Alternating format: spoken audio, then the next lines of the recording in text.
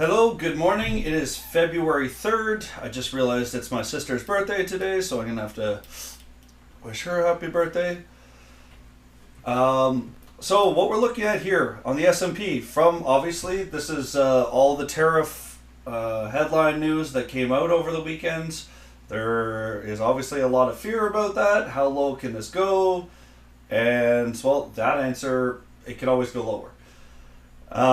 So at this time, we confirmed a daily downtrend with a giant gap down open on futures with no follow through at this time. So if that stays the case, obviously, ideally we need this bottom to hold. Otherwise, we are falling to these levels. At least these levels here, this zone. Right now we are watching a 4-hour bounce. So we have had a strong enough bounce. Let's see, from the high to the low of the bounce, we kind of almost call that a 4-hour double bottom. We're still in bear flag territory. We have to break above the 0.382 to kind of get more comfort, knowing that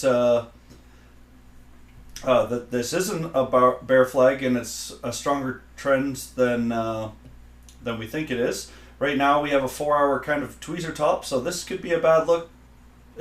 At this time, we need to break this level. That is an important level for the morning. So what we're looking for this move to top out, well, there's a number of things that I look for a 4-hour lower high. So we're looking for a 4-hour lower high, then obviously this move here, yeah, we're just looking for a 4-hour lower high and a daily lower high. And now, since we broke this hourly candle, we would be looking at a hourly higher low at this point. Hopefully. But yeah, like I said, this bear flag could get extended. Could mean more downside.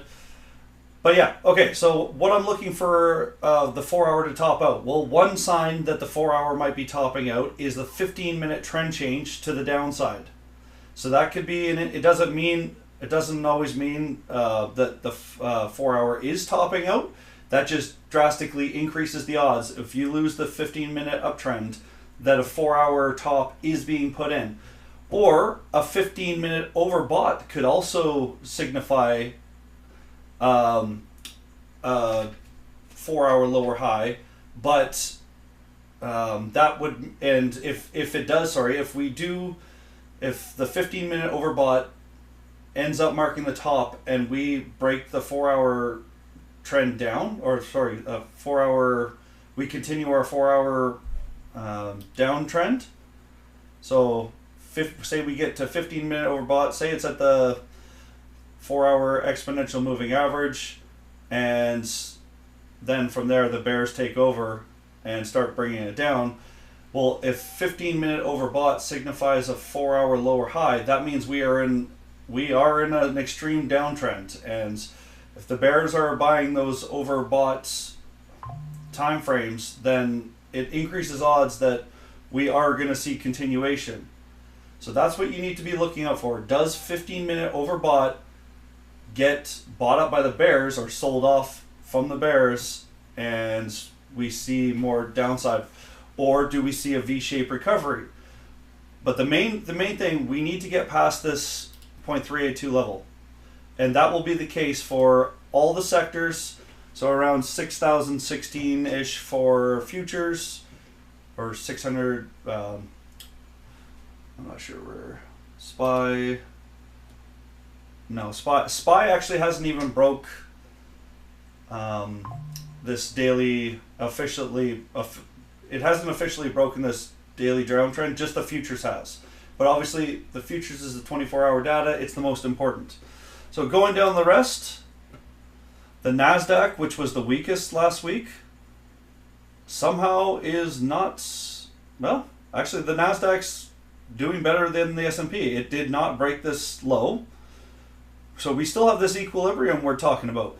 So nothing else matters besides this equilibrium at this point with the NASDAQ. This is the most important key level that we hold right now, but it is still holding that key level.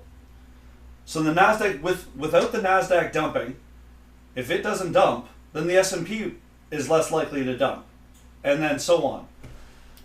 So the Russell, even the Russell's held up too. So we're probably going to end up looking at this like an equilibrium running into next week. Possibly, at this time, from everything I'm seeing. The Russell's actually looking not that bad. The Dow, even better.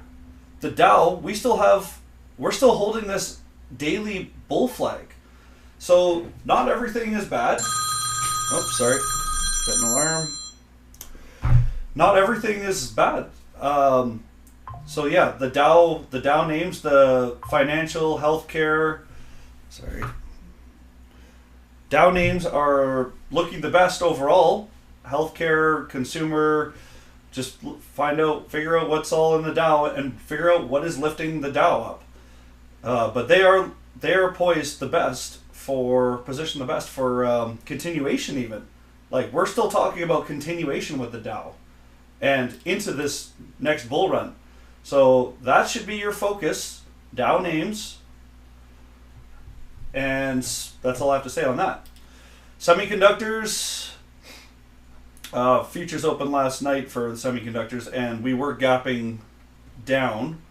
Semiconductors, yeah, definitely, they're a risk right now. They're at the most risk for continuation to the breakdown downside.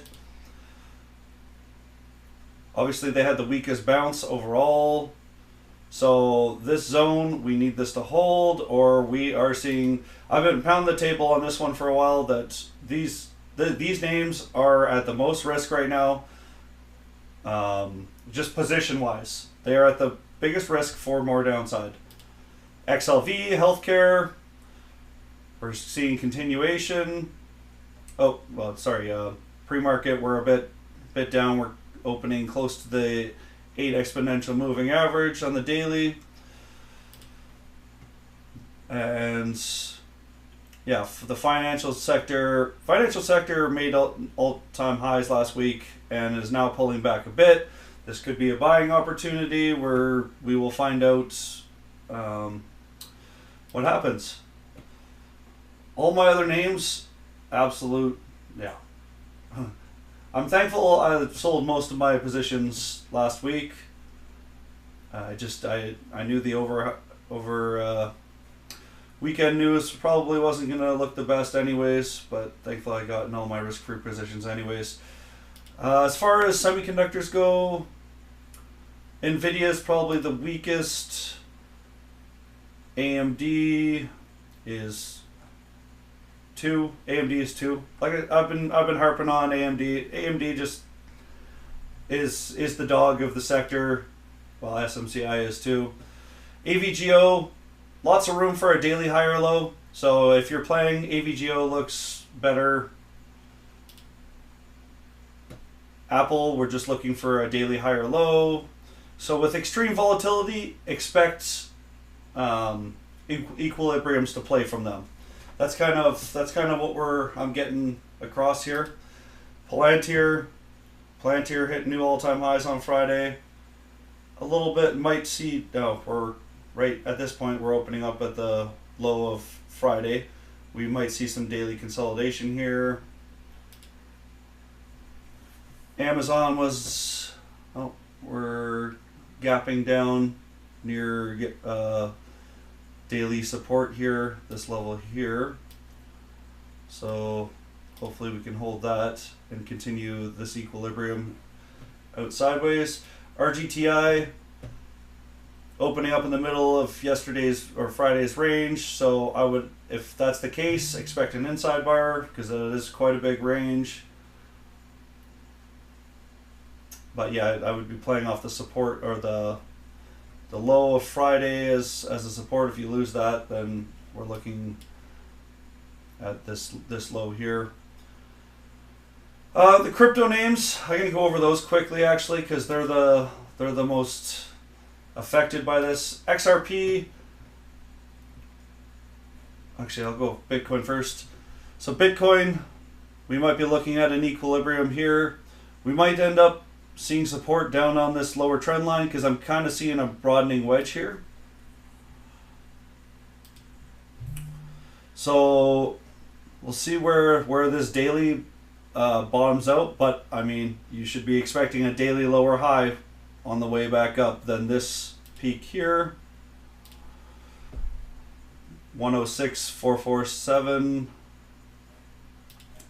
and we're hoping. Oh, that was a lower.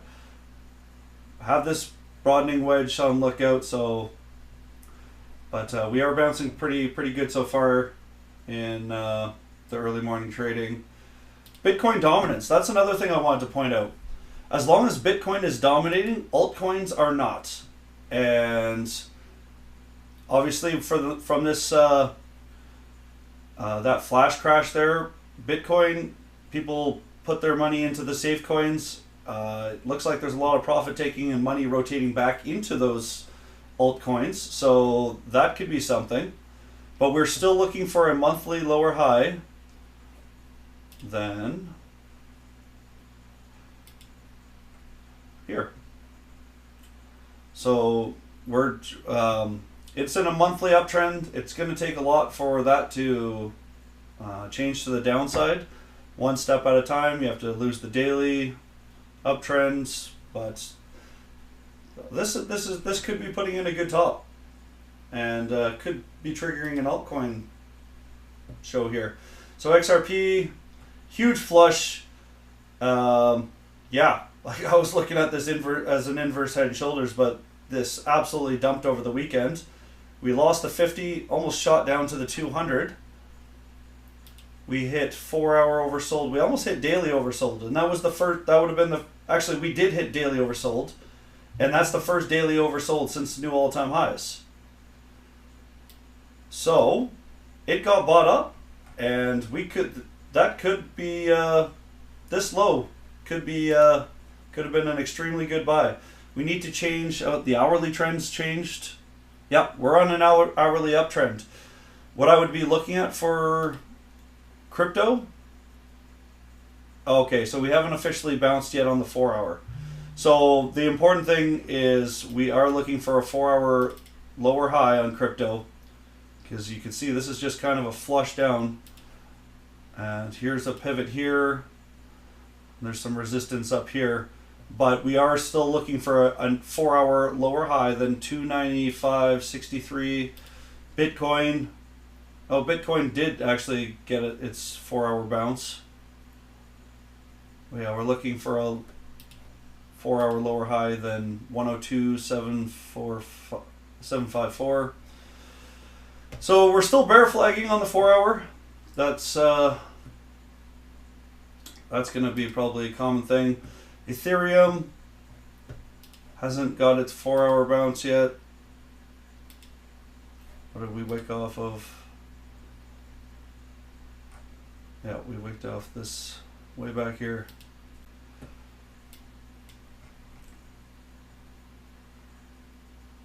Did we make a new low? Just to flush people out, or did that hold? Oh, that actually held. Okay, so now we're looking at this as an equilibrium on the, I would even call it the monthly time frame. At this point, that is this could play out for a very, very long time. So that's what we could be looking at for crypto, is a very long, drawn out spring. XRP wicked off the monthly 80 MA. So we're going to go through them quick. Dogecoin, just from what I saw, I think Solana and Bitcoin. Where's Solana?